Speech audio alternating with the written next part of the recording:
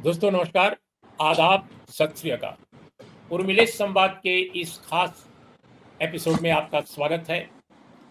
मैं हूं उर्मिलेश और आज हमारे साथ चर्चा में जुड़ेंगे वरिष्ठ पत्रकार सत्य हिंदी के को फाउंडर आशुतोष। आशुतोष, आपका स्वागत है इस कार्यक्रम में। जी, बहुत बहुत शुक्रिया सर। सबसे पहले मैं आपसे ये जानना चाहूँगा कि मुजफ्फरनगर का जो ये प्रकरण है, पहले ये लगा कि, और कहा भी कई लोगों ने, यहाँ तक कि मुख्तार अब्बास नकवी तक ने कहा कि ये अफसरशाही का मामला है। लेकिन अभी मैं सुबह देख रहा हूँ कि उत्तराखंड में भी पूरी राजकीय व्यवस्था की तरफ से ऐसा नोटिफिकेशन आया है तीर्थयात्रियों के रूट पे परिचय, आइडेंटिटी सामने लाने की, कि हर ढाबा, हर रेस्टोरेंट, हर होटल में आपको आइडेंटिटी अपनी बतानी पड़ेगी, खासकर तीर्थ यात्रा के रूट पर। इसका मतलब कि ये केवल अफसरशाही का मामला नहीं है। How do you see this whole thing? देखिए उर्मिलेश जी, इसमें तो कोई दो राह है ही नहीं है कि जिस तरीके की सरकार इस वक्त भारतीय जनता पार्टी की केंद्र में और राज्यों में चल रही है, वहां अफसरों की इतनी हिम्मत हो ही नहीं सकती कि इस तरीके का कोई फैसला या इस तरीके का कोई फरमान वो जारी करें। और इस तरीके के फरमान का अर्थ सारे अफसर अच्छी तरीके से जानते हैं। वो भी आईपीएस लेवल का अगर ऑफिसर जारी करता है तो दो ही कंडीशन में जारी कर सकता है, या तो वो अपने आकाओं को खुश करने के लिए ऐसा कर रहा है या उस पर किसी तरीके का दबाव है।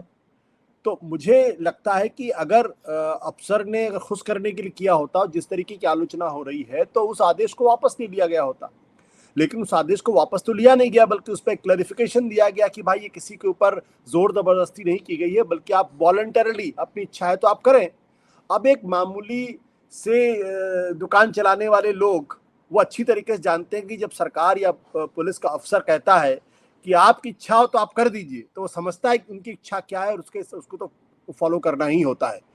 देखिए, ये इसका पूरा जो संदर्भ है, वो संदर्भ कहीं ना कहीं जो मौजूदा चुनाव में जो भारतीय जनता पार्टी की हार हुई है उससे इसका जुड़ाव है।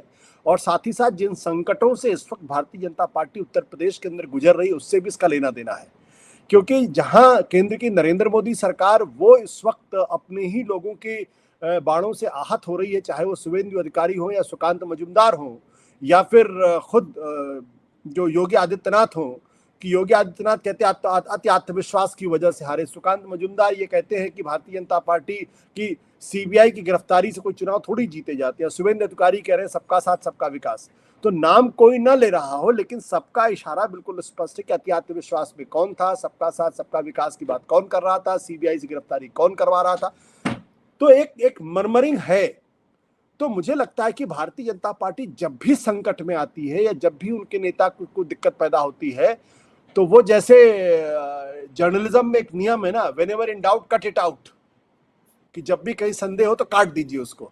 तो भाजपा के अंदर भी क्या है, whenever in doubt go back to your Hindutva. तो वो उसी को परस्यू कर रहे हैं। लेकिन दो तीन चीजें हैं जो ये लोग समझ नहीं पा रहे। एक तो ये है कि ये जो बार बार आप एंटी मुस्लिम टायरेट करते हैं या इस तरीके के जब आप फैसले करते हैं, तो हिंदुओं का एक बहुत बड़ा वर्ग है जो इसकी वजह से आहत महसूस करता है, जो अपने आप को इससे जोड़ते हुए प्रतीत नहीं होता है।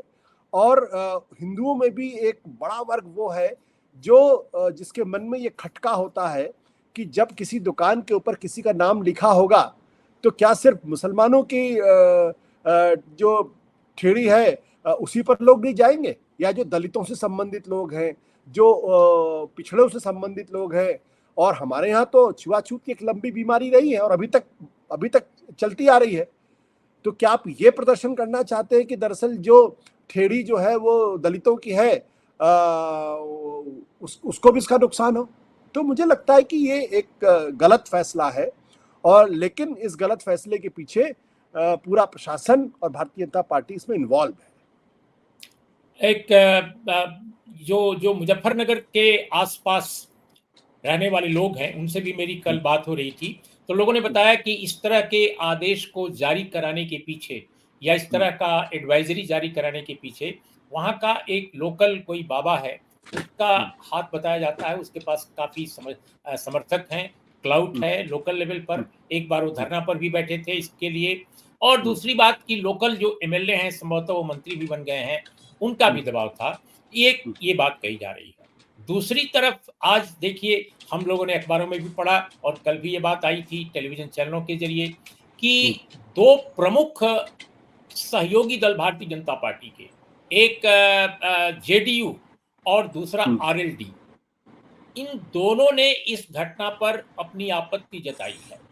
तो क्या आपको लगता है कि ये दोनों तरफ से, एक तरफ दो सहयोगी दलों ने खुलकर कहा है कि ये गलत है, और दूसरी तरफ जो बीजेपी के समर्थक है, आरएसएस के समर्थक हैं, उनका दबाव है शासन पर, सरकार पर कि आप इस तरह की लाइन लीजिए, तो इस कशमकश में बीजेपी का आला कमान क्या किधर जाएगा? आपका अनुमान क्या है? आप तो बीजेपी को बहुत अच्छी तरह समझते हैं। देखिए, ये इसको बीजेपी की कमजोरी भले कहा जा सकता है, लेकिन मैं इसको कमजोरी नहीं मानता हूं। ये इनका कोर है।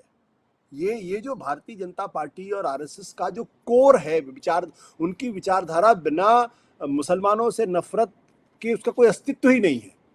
इसलिए उनको इन सब काम करने में वो वैचारिक तौर पर, विचारधारा के स्तर पर कन्विंस नजर आते हैं। अब इसके 3 पहलू हैं। पहला पहलू तो ये है कि क्या जो एक्स्ट्रा कॉन्स्टिट्यूशनल एक्टर्स हैं, क्या भारतीय जनता पार्टी के शासन में इतने प्रभावी हो गए हैं कि कोई बाबा ये तय करेगा कि सरकार का कदम क्या होगा?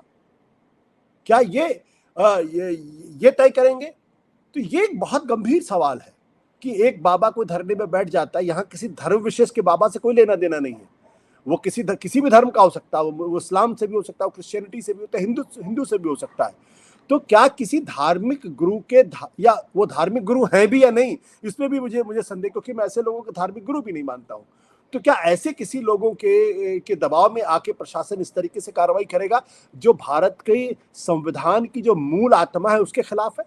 पहला प्रश्न तो यही है। दूसरा प्रश्न इस बात को लेकर है, क्या पुलिस प्रशासन, जो ऑफिसर, आईपीएस ऑफिसर जो अपनी ट्रेनिंग के दौरान कसम खाते हैं कि संविधान की रक्षा करेंगे, क्या वो भी इस तरीके के फैसले को लागू करने के लिए अपने आप को बाध्य पाते हैं? अगर बाध्य पाते हैं तो संविधान के प्रति जो उनकी निष्ठा है या संविधान को बचाने का जो उनका प्रण है वो कहां चला जाता है? क्या ये जो पढ़े लिखे लोग हैं, जो आईपीएस अधिकारी बने, एसपी एसएसपी के रैंक पे लोग हैं, क्या इनको संविधान की जानकारी नहीं? मैं तो नहीं मानता संविधान की, इनको तो संविधान की जानकारी है। लेकिन अगर आप अपनी नौकरी बचाने के लिए अगर आप इस तरीके के फैसले को अमल में लाने की कोशिश करते तो इसका मतलब ये कि पूरे ब्यूरोक्रेसी जो है वो अब कमिटेड ब्यूरोक्रेसी में तब्दील होती हुई दिखाई पड़ रही है। तीसरा प्रश्न इस बात को लेकर यह है कि जो जिले के जो मुख्यमंत्री, जो प्रदेश के जो मुख्यमंत्री हैं, उनकी सोच समझ क्या है? क्या उनकी सोच समझ इतनी सी है कि वो आप इस तरीके के ठेड़ी पे लोगों के नाम लिखे? तो फिर आप वेलफेयर स्टेट की बात क्यों करते हैं? फिर आप डिस्क्रिमिनेशन की बात क्यों करते हैं? आप तो ये कहते हैं ना कि हम 80 करोड़ लोगों को खाना देते हैं और हमारी उज्ज्वला स्कीम है या हमारी जो दूसरी तमाम स्कीमें हैं उसमें हम किसी धर्म विशेष के लोगों को उसमें उनका किसी तरीके का डिस्क्रिमिनेशन नहीं होता। तो इससे खुला डिस्क्रिमिनेशन क्या होगा? हमने तो आज़ादी के पार्टीशन के समय के किस्से सुने हैं जब प्लेटफॉर्म पे मुस्लिम पानी और हिंदू पानी बेचा जाता था, या मुस्लिम चाय और हिंदू चाय बेचा जाता था। तो अगर आप 70-75 साल बाद भी अगर उसी दुनिया में लौटना चाहते तो आपको मुबारक हो। और शायद यही कारण है कि भारतीय जनता पार्टी इस बार 240 सीट पर सिमट गई।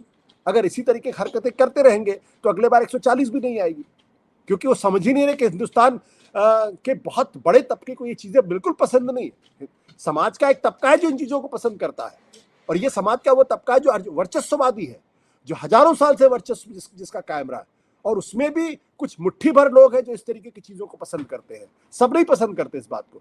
तो ये अगर कुछ मुट्ठी भर लोगों की के विम्स एंड फैंसी के आधार पर प्रशासन फैसला करेगा तो निश्चित मान लीजिए विनाशकाले विपरीत बुद्धि, इसके अलावा मैं कुछ नहीं कह सकता। तो दोस्तों आज इतना ही।